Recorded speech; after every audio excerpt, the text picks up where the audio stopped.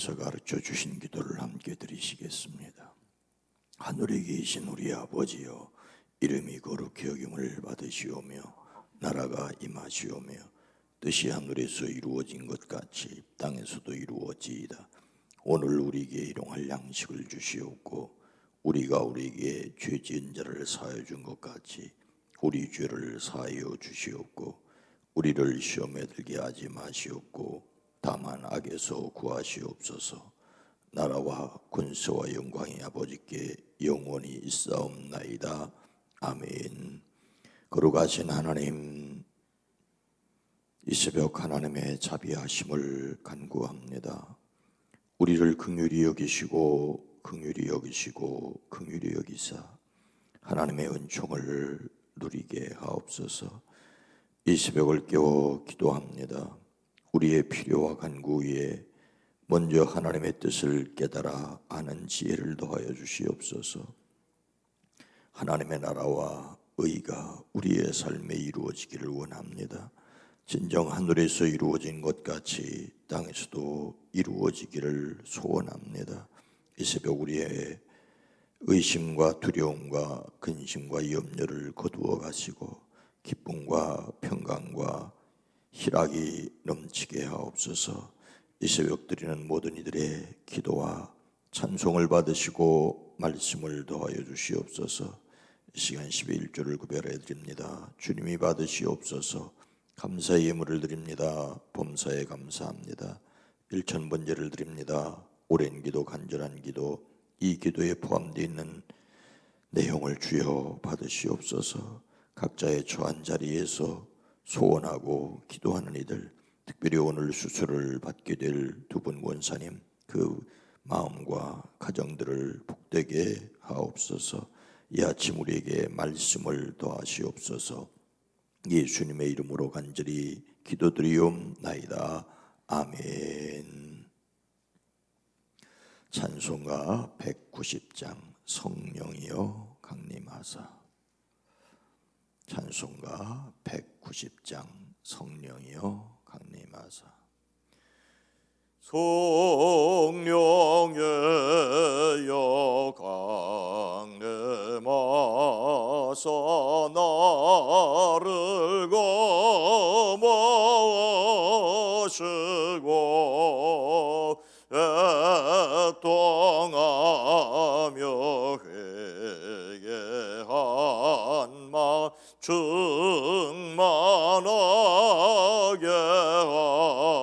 하소서. 예수여 비오니 나에게도 들으사 애통하며 회개한 마 충만하게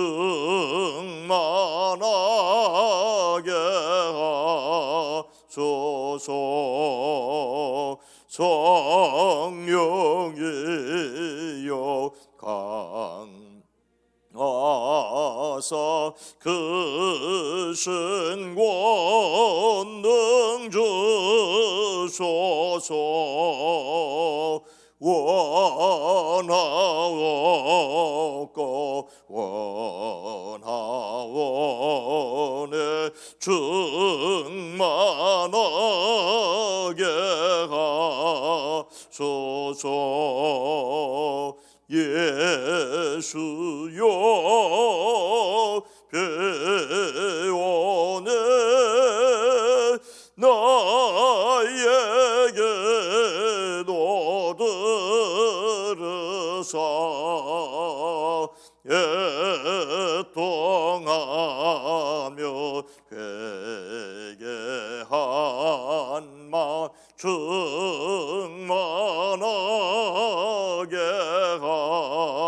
하소서. 힘이 없고 연약하나 엎드려서 배우니 성령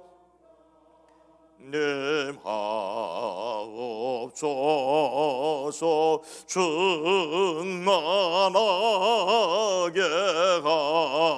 하소서. 예수여 배원에 나에게도 들으사 애통하며 회개한 마 충만하게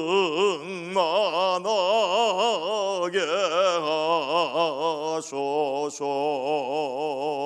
정케하고 위로하사福을 얻게 하소서. 충만하게 하시오니 무한 감사합니다. 예수여 배원에 나에게도 들으사 통하며 회개한 마음 충만하게 하소서. 힘이 없고 힘이 없고 연약하나 엎드려서 배원에 성령 강례 하옵소서. 충만하게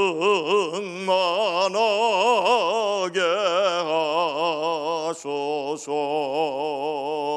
예수여 배원에 나에게도 들으사 애통하며 회개한 마음 충만하게 하소서. 정케하고 위로하사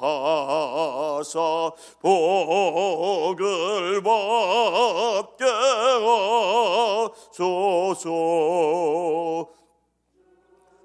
만하게 하시오니 무한 감사합니다. 예수여 배원에 나에게도 들으사 애통하며 회개한 마음 충만하게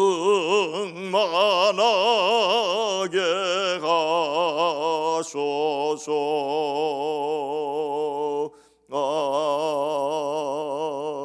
아멘. 이 한날에 우리에게 주신 말씀은 요한복음 8장 3절로 9절 말씀입니다. 요한복음 8장 3절로 9절입니다. 요한복음 8장 3절로 9절 말씀을 함께 읽도록 하겠습니다. 서기관들과 바리새인들이 음행 중에 잡힌 여자를 끌고 와서 가운데 세우고 예수께 말하되 선생이여 이 여자가 간음하다가 현장에서 잡혔나이다. 모세는 율법에 이러한 여자를 돌로 치라 명하였거니와 선생은 어떻게 말하겠나이까? 그들이 이렇게 말함은 고발할 조건을 얻고자 하여 예수를 시험함이로라. 예수께서 몸을 굽히사 손가락으로 땅에 쓰시니 그들이 묻기를 맞이하니 하는지라. 이에 일어나 이르되 너희 중에 죄 없는 자가 먼저 돌로 치라 하시고 다시 몸을 굽혀 손가락으로 땅에 쓰시니 그들이 이 말씀을 듣고 양심의 가책을 느껴 어른으로 시작하여 젊은이까지 하나씩 하나씩 나가고 오직 예수와 그 가운데 섰는 여자만 남았더라. 아멘. 오늘 하루도 그리스도 예수 안에서 승리하시기를 주의 이름으로 축복합니다. 우리가 예수님을 닮는 성품을 위하여 생각해야 될 많은 주제들이 있습니다. 이미 생각한 주제들이 있지요. 그것은 먼저 예수님의 능력으로 하나님의 방법이 나의 방법보다 나음을 깨닫는다는 것입니다. 둘째로 결과를 고려한다는 것입니다. 셋째로 하나님을 먼저 찾는다는 것이고, 넷째로 다른 사람에게 배운다. 다섯째로 기꺼이 기다린다는 것입니다. 오늘부터 3일 동안 여섯째로 행동하기 전에 먼저 생각한다입니다. 행동하기 전에 먼저 생각한다. 행동하기 전에 먼저 생각한다는 것이 조심성의 또 하나의 작은 주제입니다. 이것은 저와 여러분 모두가 다 동의하실 것입니다. 조심성이 있다면 생각하기 전에 먼저 행동하기 전에 먼저 생각하게 되겠지요. 그러나 우리는, 저는 자주 먼저 행동하고 나중에 생각. 그런데 그 생각은 후회일 경우가 많이 있습니다. 오늘 말씀의 내용은 예수님에 관한 것입니다. 예수님께서 이른 아침에 다시 성전에 나가셨습니다. 많은 사람들이 예수님께 모여왔고 예수님께서 앉아서 그들을 가르치셨습니다. 그런데 예수님을 시험하기 위하여 찾아온 사람들이 있었습니다. 그들은 누구였습니까?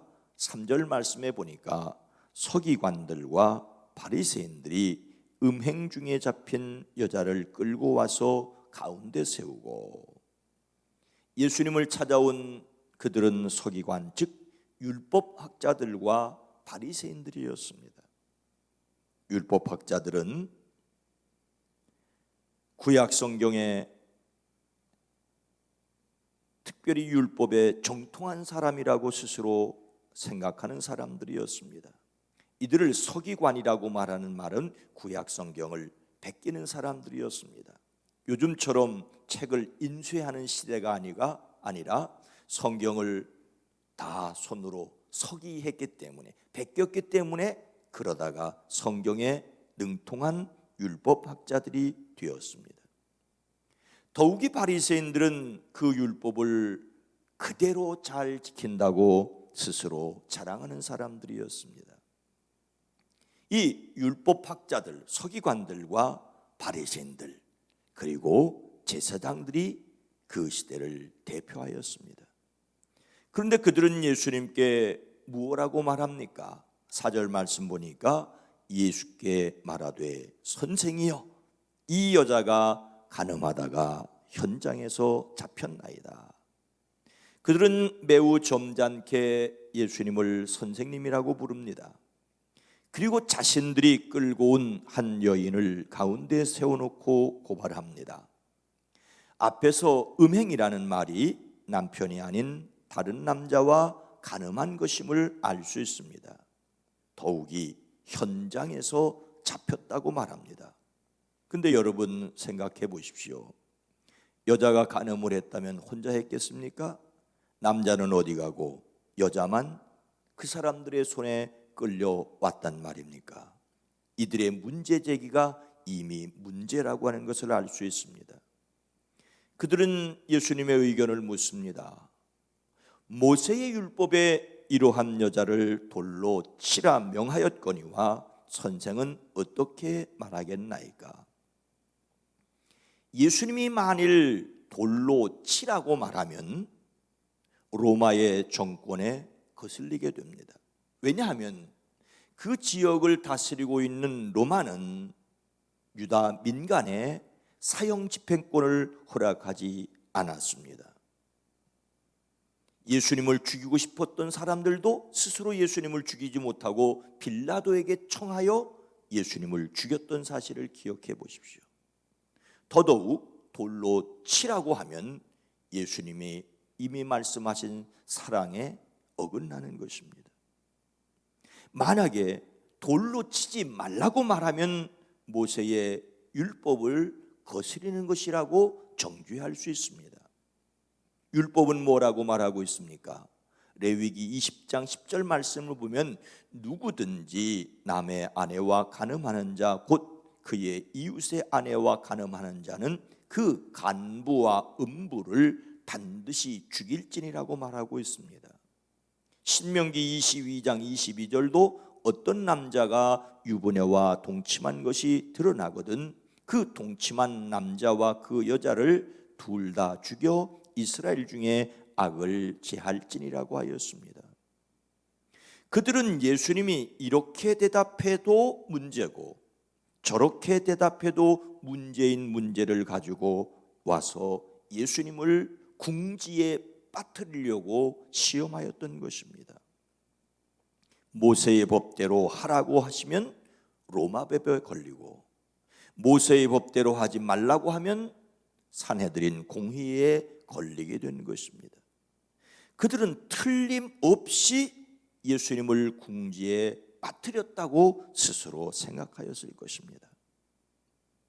그런데 예수님은 어떻게 하셨습니까? 먼저 예수님께서는 그들이 보기에 이상한 행동을 하십니다. 6절 후반절에 보면 예수께서 몸을 굽혀 손가락으로 땅에 쓰시니, 예수님께서 땅에 무엇하고 쓰셨는지는 알려지고 있지 않습니다. 그러나 분명히 손가락으로 무언가를 땅에 쓰셨습니다. 시간이 필요했습니다.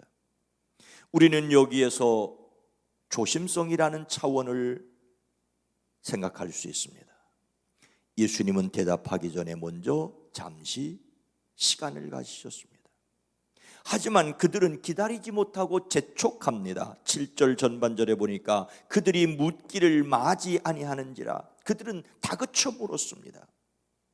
그리고 비로소 예수님은 일어나 그들에게 그들이 원하는 이것이냐 저것이냐가 아니라 다른 말씀을 합니다. 너희 중에 죄 없는 자가 먼저 돌로 치라. 그들의 생각으로는 모세의 법대로 하라고 하면 로마법에 걸리든가 모세의 법대로 하지 말라고 하면 산헤드린 공회에 걸리든가 둘 중에 하나였습니다. 그런데 예수님은 로마법도 아니고 율법도 아닌 은혜의 법, 인간의 근본적인 문제인 죄를 거론하십니다. 그리고 예수님은 다시 몸을 굽히셨습니다. 8절 말씀에 보니까 다시 몸을 굽혀 손가락으로 땅에 쓰시니, 예수님께서 처음에 글씨를 쓰신 것은 대답하시기 전에 예수님이 잠시 시간을 가지신 것이라고 볼 수도 있습니다. 두 번째로 글씨를 쓰신 것은 그 사람들로 하여금, 서슬이 폴에서 돌멩이를 들고 있는 그 사람들로 하여금 생각할 시간을 주신 것이라고 볼 수가 있습니다. 그래서 그들은 어떻게 되었습니까? 9절 말씀을 함께 읽습니다. 그들이 이 말씀을 듣고 양심의 가책을 느껴 어른으로 시작하여 젊은이까지 하나씩 하나씩 하고 오직 예수와 그 가운데 섰는 여자만 남았더라. 예수님은 결코 그 여인의 죄를 두둔하지 않으셨습니다. 예수님께서는 그 여자에게도 나도 너를 정죄하지 않겠다, 가서 이제부터 다시는 죄를 짓지 말라고 11절에 말씀하시기 때문입니다. 그러나 우리는 여기에서 우리의 삶의 지혜를 또한 배울 수 있습니다.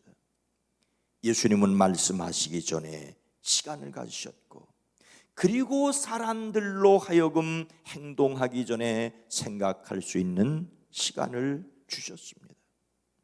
어쩌면 예수님은 대답하기 전에 생각할 시간을 갖지 않으셔도 되는 분입니다. 그러나 예수님께서 그렇게 하셨다는 것은 우리에게 주시려는 큰 교훈이라고 저는 생각을 합니다. 우리는 자주 생각 없이 말하고 나서 후회할 수 있기 때문입니다. 더욱이 사람들로 생각하고 양심의 가책을 스스로 받고 돌아갈 시간을 예수님께서 주셨다는 것을 기억해야 합니다. 잠언 10장 19절 말씀은 말이 많으면 허물을 면하기가 어려우나 그 입술을 제어하는 자는 지혜가 있느니라고 합니다. 말이 많다 보면 허물도 나오지요. 하지만 그 입을 닫고 있으면 지혜가 있다. 다윗은 시편 141편 3절에서 여호와여 내 입에 파수꾼을 세우시고 내 입술의 문을 지키소서라고 기도했습니다. 어쩌면 다윗도 자신의 입술을 지키기가 어렵다는 것을 알기에 하나님께 여호와여 내 입술에 파수꾼을 세워달라고, 내 입술의 문을 지켜달라고 기도했는지 모르겠습니다. 여러분, 참 어려운 문제입니다.